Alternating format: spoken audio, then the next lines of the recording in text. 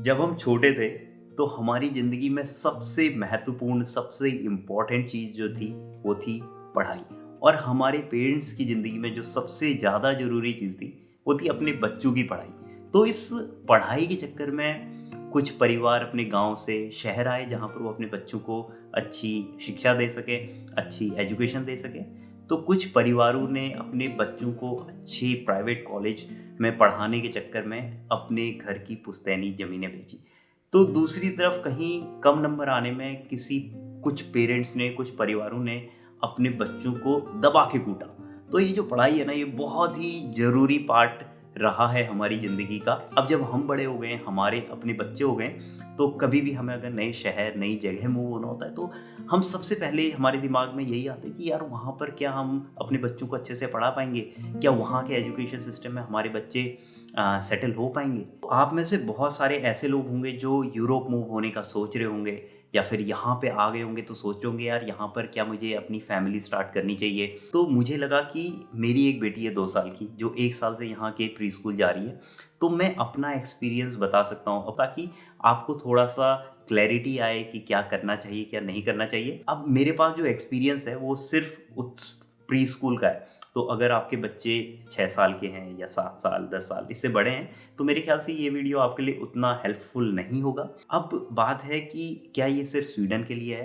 तो इसका आंसर है हाँ, लेकिन मुझे नहीं लगता कि यहाँ पर जो प्री स्कूल है और वहाँ का जो एजुकेशन सिस्टम है यूरोप का बहुत ज़्यादा अलग होता है। इस वीडियो में हम बात करेंगे कि जो प्री स्कूल हैं वो कितने टाइप के होते हैं, क्या पढ़ाई होती है वहाँ पर, क्या रूटीन है, क्या शेड्यूल है, क्या फ़ीस रहती है, और उसके बाद लास्ट में मैं बताऊँगा कि मेरा क्या ओपिनियन है, मेरे क्या व्यूज़ हैं। 1 साल जो हमने अपनी बेटी को यहाँ प्री स्कूल में भेजा, उसके बाद हमें क्या लगता है कि उसमें क्या चेंजेस आए, क्या अच्छे चेंजेस आए, क्या बुरे चेंजेस आए। सबसे पहले बात करते हैं कि जो ये प्री स्कूल रहते हैं ये कितने टाइप के रहते हैं। ये 3 टाइप के रहते हैं। सबसे पहला है म्यूनिसिपल प्री स्कूल, तो जहाँ पर जो मेन लैंग्वेज है वो स्वीडिश रहती है, स्वीडिश करिकुलम को वो लोग फॉलो करते हैं। दूसरे टाइप के हैं वो है इंडिपेंडेंट प्री स्कूल, और जो तीसरा टाइप का है वो है ओपन प्री स्कूल। तो सबसे पहले ओपन प्री स्कूल की बात करते हैं। तो देखिए, जो ओपन प्री स्कूल है वो ऐसा नहीं है कि आपको वहाँ पे रजिस्टर करना है, जैसे नाम से क्लियर है ओपन।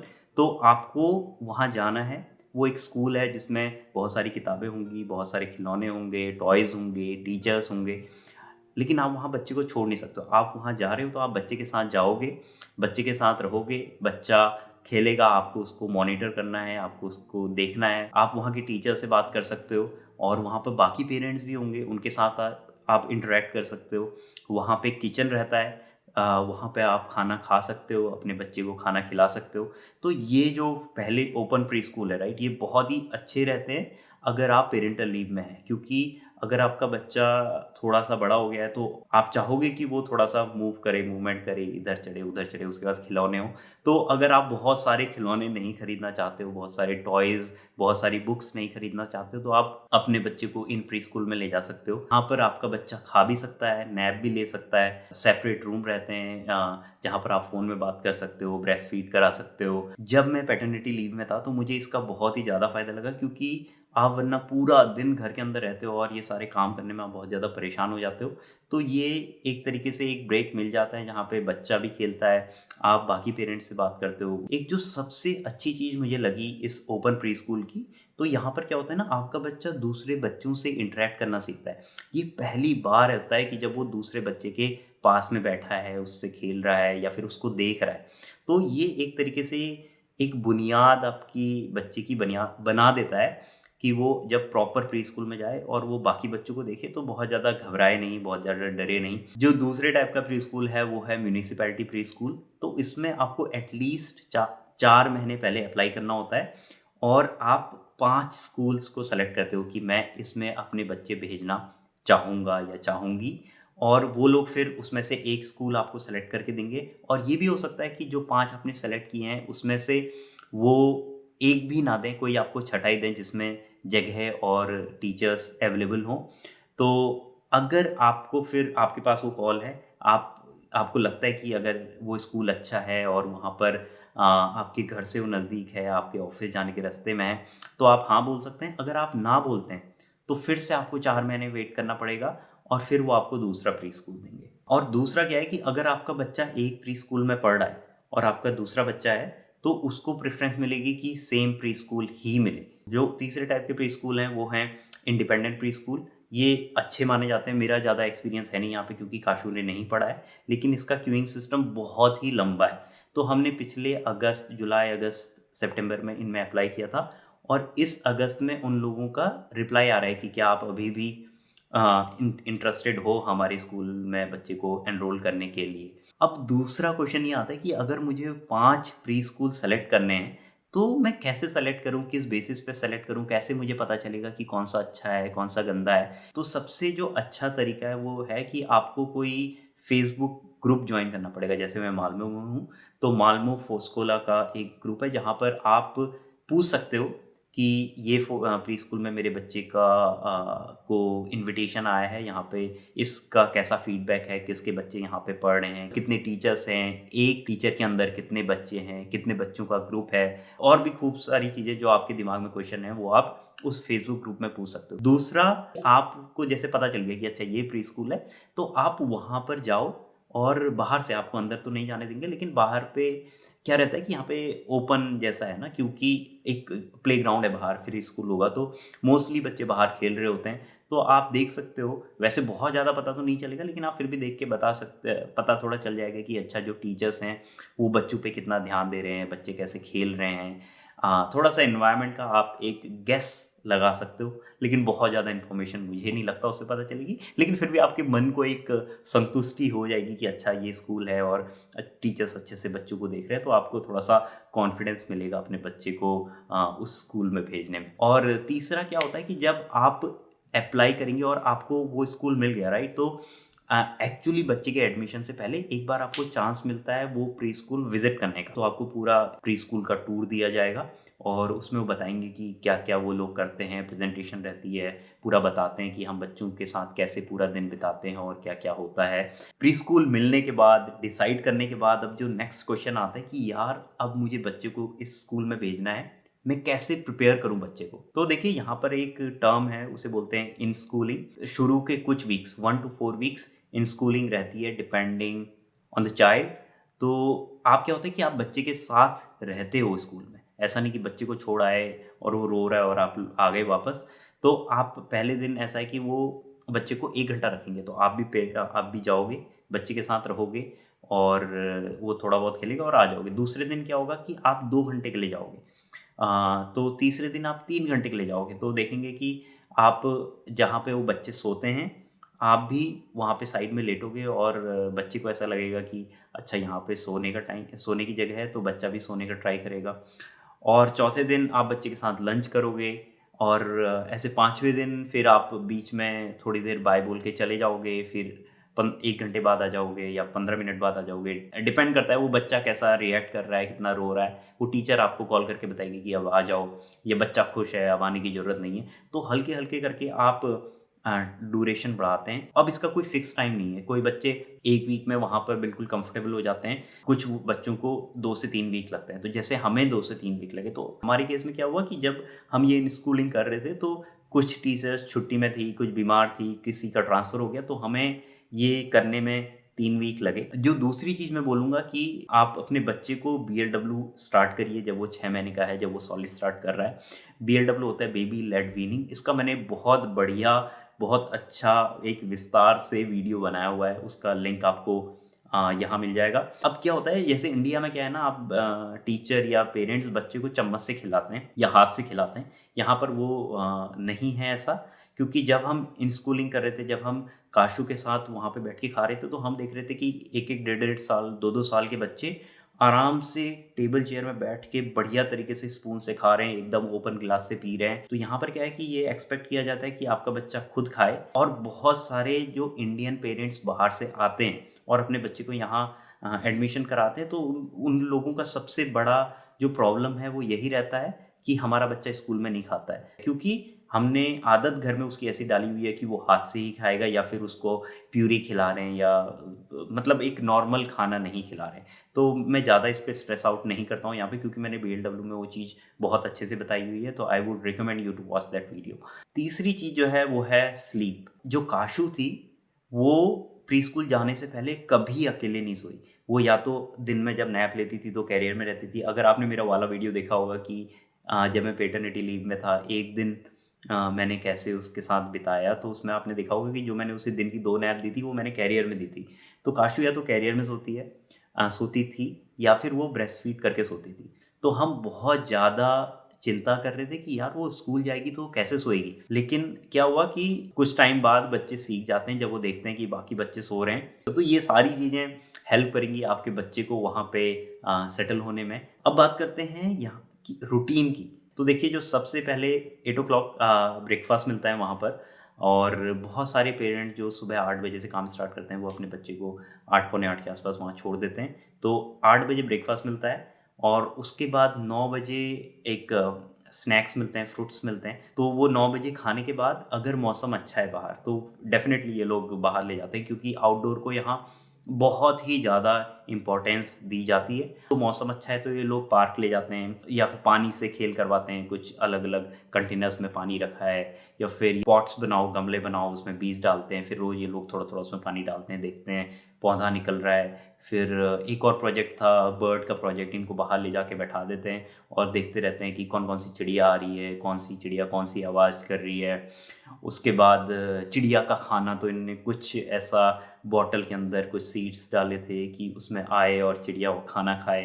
तो ये सारी एक्टिविटीज़ रहती हैं आउटडोर में। और जब मौसम जैसे फॉल आने वाला है तो ये लोग मिल के फिर सारे पत्ते, फूल पत्ते और उठाते हैं और ग्रुप करते हैं कि कौन सा किस कलर का है। फिर उन पत्तों में लाइट मार के देखते हैं कि वो कैसा दिख रहा है और डिटेल्स पे। तो इस टाइप की एक्टिविटीज़, बहुत सारी एक्टिविटीज़ हैं। तो ये सारी एक्टिविटीज़ जो आपको नेचर से कनेक्ट करती है वो रहती हैं आउटडोर। इंडोर में ये लोग या तो वो डांस गाना करते हैं, क्ले से खेलते हैं, बुक्स पढ़ते हैं, बेक करते हैं। 11 बजे ये लोग लंच करते हैं। लंच में आप बता सकते हैं कि आपके बच्चे को क्या खिलाना है, वो वेजिटेरियन है या फिर उसको चिकन खिलाना है या फिर वो सब कुछ खाता है नॉनवेज में। 11:30 से 12 बजे के बीच में ये सब बच्चों को एक रूम में ले जाते हैं। वहाँ पे फ्लोर में मैट्रेसेस रहती हैं।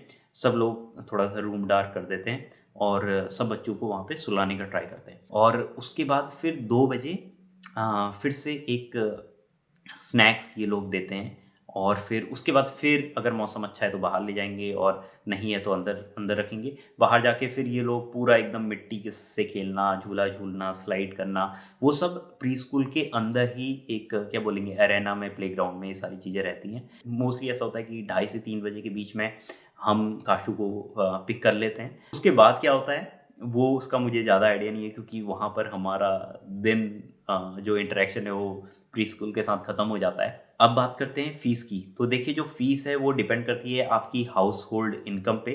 तो जैसे हम काशू का देते हैं 1700 सेक, 1700 सेक। और हमारे अकाउंट में आता है हर महीने का, प्रियंका के अकाउंट में आता है 625, मेरे अकाउंट में आता है 625। तो अब 1250 1250 सेक हमारे अकाउंट में क्रेडिट होता है। तो कुल मिला के ऐसे 400-500 सेक हमारी जो फ़ीस पड़ती है। और ये जो फ़ीस है ये छोटे बच्चों की ज़्यादा रहती है। अगर बच्चा 3 साल के ऊपर है तो ये फ़ीस फिर 1100-1200 सेक पड़ जाती है। तो वो तब आपको ऑलमोस्ट फ्री रहेगा। जहाँ तक खाने की बात है तो खाना आपको घर से नहीं भेजना है। जो भी फ्रूट्स हैं, लंच है, स्नैक्स है, वो सब स्कूल की तरफ से प्रोवाइड होता है और वो आपकी फ़ीस में इंक्लूडेड रहता है। उसके अलावा आपको डाइपर्स वहाँ पे स्टॉक करने होते हैं। अब एक बहुत ज़रूरी चीज़ जो बहुत अलग है इंडिया से, तो इंडिया में क्या होता है कि आपने अपने बच्चों को स्कूल भेज दिया तो आप सीसीटीवी में पूरा देख सकते हो कि वो किस रूम में जाके क्या कर रहा है। तो यहाँ पर बिल्कुल भी अलाउड नहीं है। इवन अगर आपका बच्चा स्कूल में है तो आप उसकी फ़ोटो भी नहीं खींच सकते हो। दूसरे बच्चों की फ़ोटो लेना बिल्कुल ही प्रोहिबिटेड है। कोई भी सीसीटीवी नहीं है प्री स्कूल में।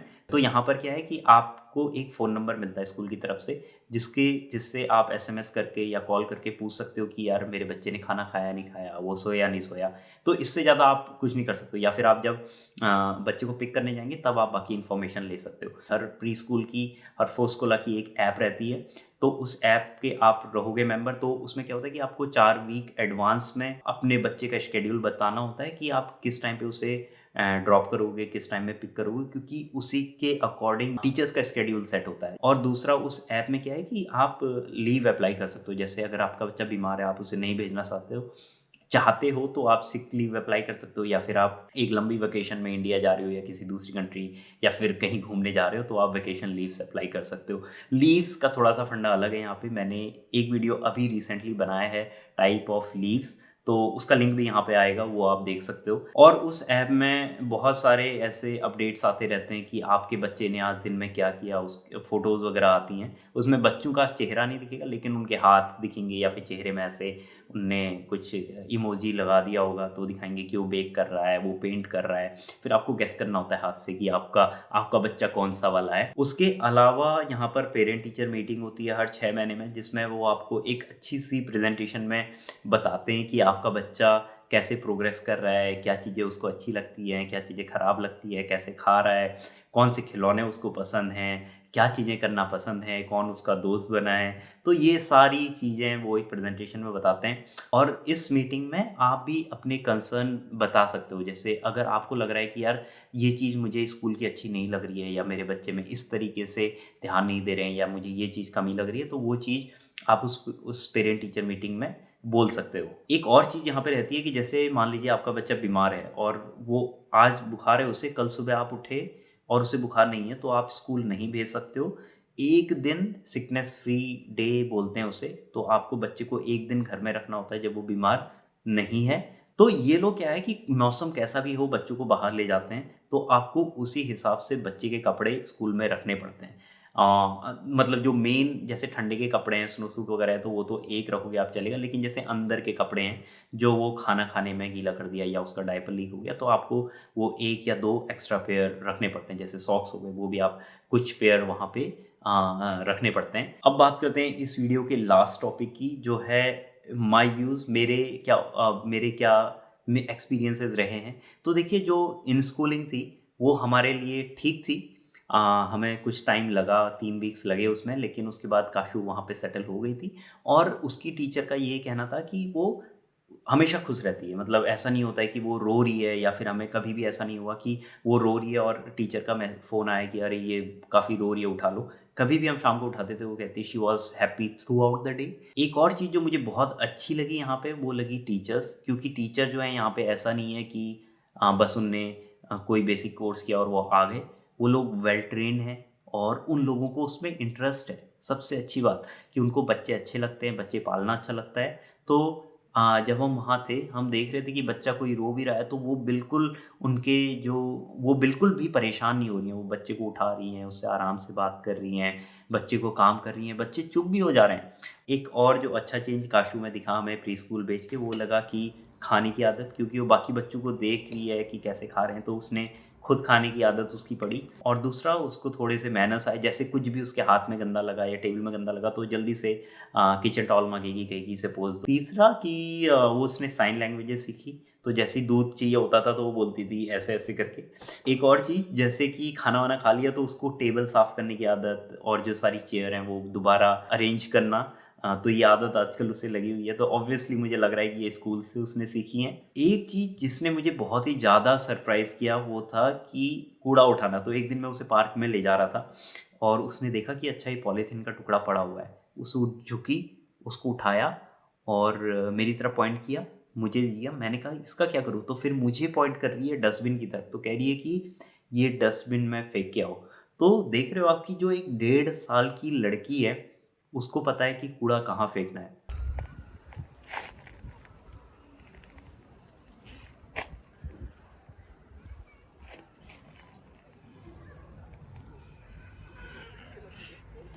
हाँ तो कूड़ा हाँ दे,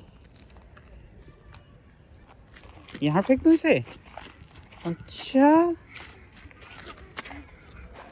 बाप रे, इतनी अकल है। इतना ही था इस वीडियो में। आई होप इससे आपको हेल्प मिलेगी अपने बच्चे को प्री स्कूल भेजने में, उसको सेटल इन करने में। जल्दी मिलते हैं दूसरी वीडियो में। टिल देन बाय बाय, ख्याल रखिए अपना।